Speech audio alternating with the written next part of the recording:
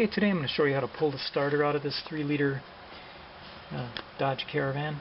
First thing I've done, absolutely mandatory, disconnect the battery. You're going to be working on a live circuit otherwise, and you don't want to do that. Then we're going to jack it up. You know, typically granted, when the starter fails, it's probably going to strand you somewhere. I have actually changed the starter out on a similar vehicle to this, a little bit older, in a parking lot. That'd work. Although for this demonstration purposes here, we're going to jack it up in the front, stick a couple of wood blocks under it, chalk it in the back, and give us a little more room to demonstrate how to pull this starter out. Okay, this is typically what I do. 2 jacks, hit the jacking point there, near the wheel, where it's a substantial frame part. Do it on both sides. Stick a couple of wood blocks under there. These are all railroad ties, and just lower it on the ties. So we're going to be working here on the starter. Starter's right here. That's a little guy on this car. Okay, so what I've determined is that this is actually a lug here that goes back and actually bolts on back here, back behind there to the starter itself. So, and you can kind of see that when you move this, how it moves a little bit. It's just a kind of a right angle lug, so this isn't even the attachment to the starter itself. So what we're going to do is unbolt the starter first, and then see if we can get enough of an angle to get at the bolt, the nut that's actually underneath a plastic cover. Okay, so here's a look at the 3 starter bolts, mounting bolts. Here's 1, 2, and back up in here behind this wiring. You can see the 3rd one. These are 15mm. They're also, 2 of them are doing double duty as engine mount brackets. Okay, so 3/8 inch drive fits in here nicely. That one came out easily. Let's see if we have similar luck with this one. Oh yeah, these aren't torqued all that badly. The starter bolts usually aren't. Not too out of, let's see if we can get the 3rd one. This one's just a little bit further up in there. So these aren't going to be a challenge. I'll just finish taking those out. Get back to you when I'm done. We broke it loose with a ratchet. I'm going to turn them out the rest of the way with a wrench though. Okay, so I'm going to wrap these up with a 15mm wrench.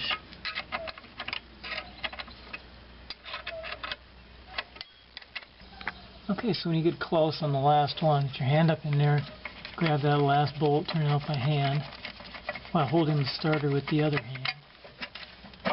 And there it is.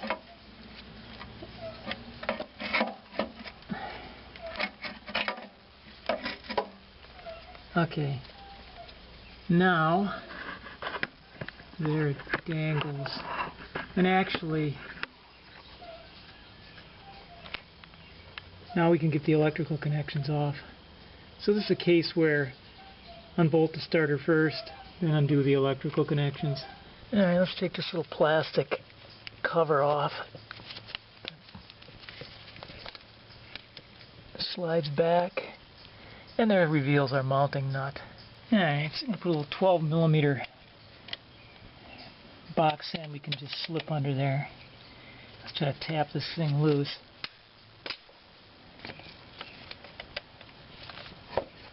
That wasn't on there that tight. And since it was protected by the cap, it can be readily turned off.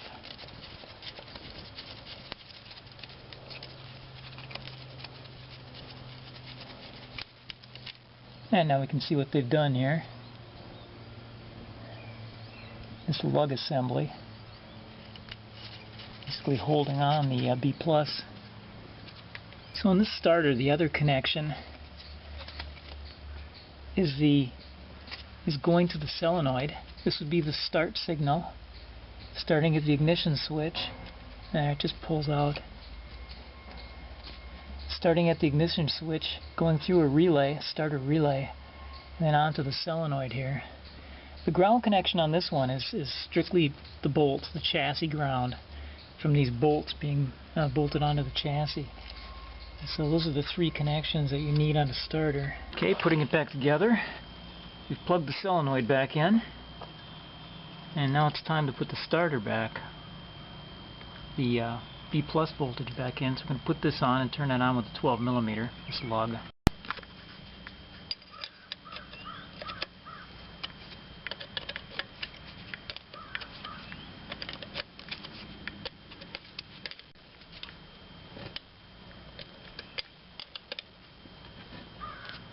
Okay, crank this up pretty good and tight.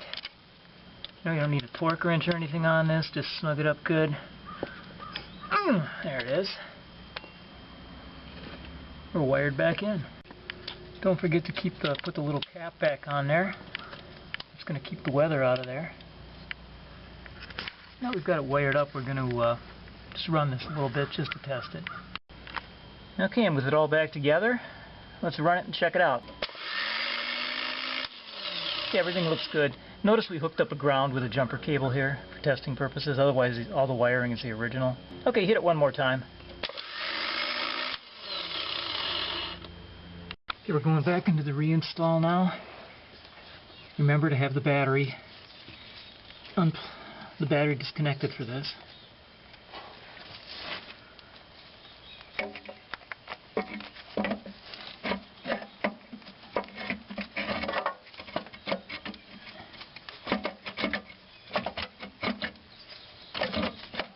Okay, it's seated.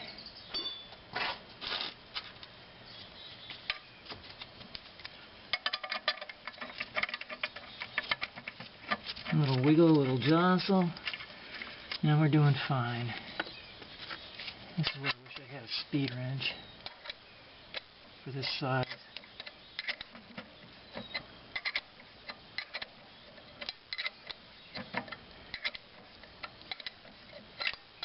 When I get it down far enough, I can get a 3/8" ratchet in here.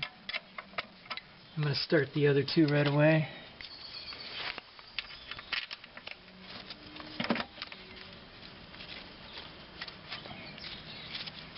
That really isn't too bad of a starter to change out.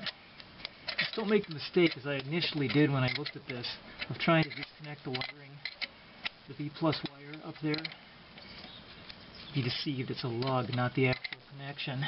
So once you get the starter actually down and out of here, everything goes pretty easy.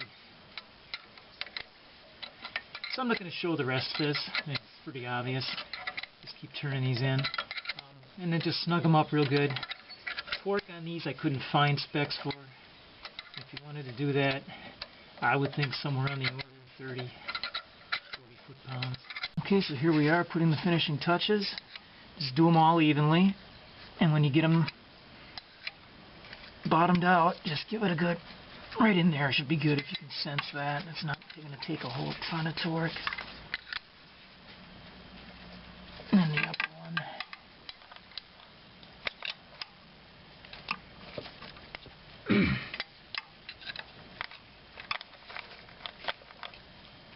And all that's left is to reconnect the battery.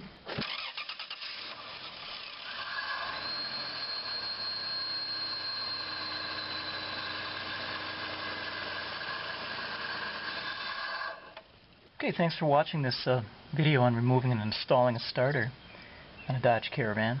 If you got something out of it, saved you some money, appreciate it if you consider making a contribution to this channel. Make it possible for me to continue to make these informative and useful videos. Hey, thanks again for watching.